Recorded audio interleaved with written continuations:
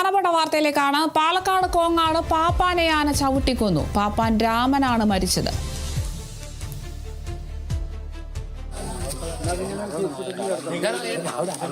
ആന അടഞ്ഞിരിക്കണ പാപ്പാനെ പൂശി പാപ്പാൻ മരിച്ചു.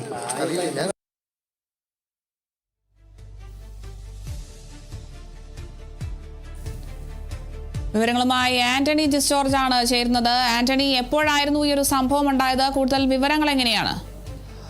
തീർച്ചയായും ഇന്ന് രാവിലെയാണ് ഈ സംഭവം നടക്കുന്നത്. തടുക്കശ്ശേരി നാഗത്താൻ ക്ഷേത്രത്തിൽ അവിടെ ഈ പറയുന്ന പോലെ ഇത് പകൽ ശിവേലി നടക്കുകയായിരുന്നു. നാഗൻകുളങ്ങര ക്ഷേത്രം, തടുക്കശ്ശേരി നാഗൻകുളങ്ങര ക്ഷേത്രത്തിൽ പകൽ ശിവേലി ഉത്സവത്തിന്റെ ഭാഗമായുള്ള പകൽ ശിവേലി നടക്കുന്നതിനിടെയാണ് തെക്കും ഭാഗം ദേശം എഴുന്നള്ളിച്ച കൊല്ലങ്കോട് ഗോവിന്ദൻകുട്ടി എന്ന ആന പെട്ടെന്ന് ഇടയുകയായിരുന്നു. ഇടഞ്ഞ ആന പെട്ടെന്ന് ഈ സമീപത്തുള്ള വീടുകളിലേക്കൊക്കെ ഓടി കയറുന്ന ഒരു സാഹചര്യം ഉണ്ടായി. തുടർന്ന് ഈ എലിഫന്റ് സ്ക്വാഡും അതുപോലെ തന്നെ ആനയ്ക്കൊപ്പമുള്ള പാപ്പാന്മാരും ഈ ആനയെ തളയ്ക്കാനുള്ള ശ്രമം നടത്തി. പക്ഷേ അതിനിടയിലാണ് പാപ്പാനായ രാമനെ ആന ആക്രമിക്കുന്നത്. ആന ചവിട്ടുകയാണ്, നിലത്തിട്ട് പാപ്പാനായ രാമനെ ചവിട്ടുകയാണ് ചെയ്തത്. ഉടൻ തന്നെ രാമനെ ആശുപത്രിയിലേക്ക് എത്തിച്ചു. പക്ഷേ ജീവൻ രക്ഷിക്കാൻ കഴിഞ്ഞില്ല എന്നുള്ളതാണ് ഏറ്റവും പ്രധാനപ്പെട്ട കാര്യം ഉള്ളത്.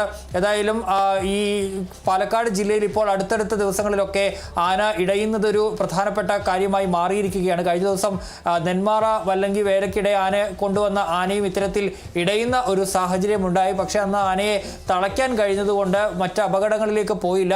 സമീപ ദിവസങ്ങളിൽ സംസ്ഥാനത്തിന്റെ വിവിധ ഭാഗങ്ങളിലും ഇത്തരത്തിൽ ആന ഇടയുന്ന ഒരു സാഹചര്യം, പ്രത്യേകിച്ച് പകൽ ചൂട് വളരെ കൂടുതലായി നിൽക്കുന്ന ഒരു സാഹചര്യം കൂടിയാണ്. ഈ ഘട്ടത്തിൽ ആന ഇടയുന്നത് സ്വാഭാവികമായി നടക്കുന്ന ഒരു കാര്യമായി നിൽക്കുകയാണ്. ഏതായാലും അങ്ങനെ ഈ ക്ഷേത്ര ഉത്സവത്തിനിടെ ഇപ്പോൾ ഒരു ജീവൻ ആനയുടെ ആക്രമണത്തിൽ പൊരിഞ്ഞിരിക്കുകയാണ്.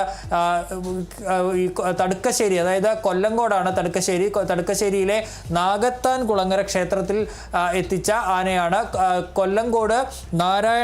കൊല്ലങ്കോട് ഗോവിന്ദൻകുട്ടി എന്നാണ് ഈ ആനയുടെ പേര്. ഈ ആനയുടെ ആക്രമണത്തിലാണ് പാപ്പാനായ രാമൻ കൊല്ലപ്പെട്ടിരിക്കുന്നത്. ശരി, വ്യക്തമാണ്. പാലക്കാട് കോങ്ങാടാണ് ഈ ഒരു സംഭവം ഉണ്ടായിരിക്കുന്നത്. പാപ്പാനെ ആന ചവിട്ടിക്കൊന്നിരിക്കുന്നു. ക്ഷേത്ര ഉത്സവത്തിനിടെയാണ് ഇത്തരത്തിൽ ഒരു സംഭവം ഉണ്ടായത്. പാപ്പാൻ രാമനാണ് മരിച്ചത്. പകൽ ചൂട് കൂടുതലായതുകൊണ്ടാണ് ഇത്തരത്തിലൊരു ഇടയാനുള്ള സാഹചര്യമെന്നാണ് ഇപ്പോൾ വിവരം ലഭിക്കുന്നത്. കൂടുതൽ വിവരങ്ങൾ നൽകിയത് ആന്റണി ജിസ്റ്റോർജ് ആണ്.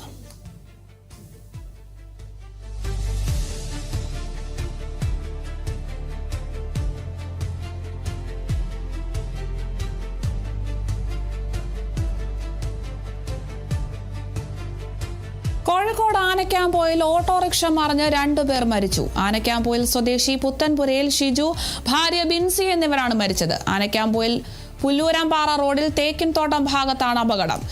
ഇറക്കത്തിൽ നിയന്ത്രണം വിട്ട ഓട്ടോറിക്ഷ വൈദ്യുതി പോസ്റ്റിലിടിച്ച് മറിയുകയായിരുന്നു. ബിൻസിയെ ജോലി സ്ഥലത്ത് നിന്ന് വിടാൻ വേണ്ടി പോകുമ്പോഴാണ് അപകടമുണ്ടായത്.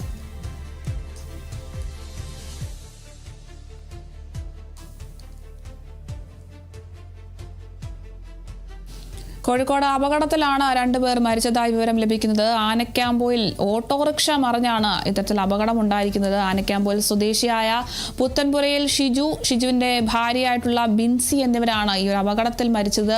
ആനക്കാംപോയിൽ പുല്ലൂരംപാറ റോഡിൽ തേക്കിൻതോട്ടം ഈ ഒരു ഭാഗത്താണ് അപകടമുണ്ടായത്.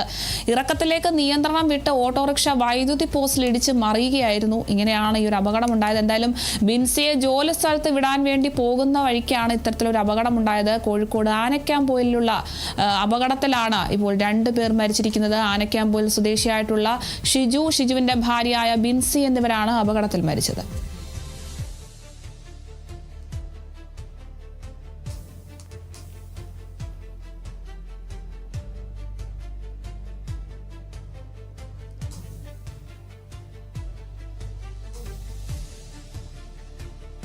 എറണാകുളം പറവൂരിൽ കാർ ഇലക്ട്രിക് പോസ്റ്റിൽ ഇടിച്ച് മറിഞ്ഞു. പെരുവാരം പടിഞ്ഞാറേ നടയിലായിരുന്നു അപകടം. കാറിൽ ഉണ്ടായിരുന്നവർ പരിക്കില്ലാതെ രക്ഷപ്പെട്ടു.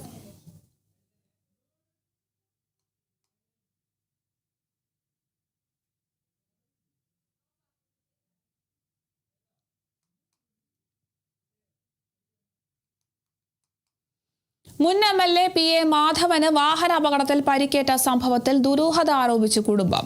പോലീസിനും ചീഫ് സെക്രട്ടറിക്കും പരാതിയുമായി PA മാധവന്റെ മകൻ സമീർ. കുറച്ചു നാളുകളായി അച്ഛന് ഭീഷണിയുണ്ടായിരുന്നുവെന്നും മാർച്ച് മാസത്തിൽ കാരണവരെ കിടത്തുമെന്നും ഭീഷണിയുണ്ടായിരുന്നതായും ഇത് അമ്മയോട് സംസാരിച്ചപ്പോഴാണ് മനസ്സിലായതെന്നും പരാതിയിൽ പറയുന്നു. വാഹനാപകടത്തിൽ സമഗ്ര അന്വേഷണം ആവശ്യപ്പെട്ടാണ് പോലീസിലും ചീഫ് സെക്രട്ടറിക്കും പരാതി നൽകിയത്. തങ്ങളുടെ പരാതി രാഷ്ട്രീയ ലക്ഷ്യം വെച്ചല്ല എന്നും അഡ്വക്കേറ്റ് സമീർ M. നായർ വ്യക്തമാക്കി.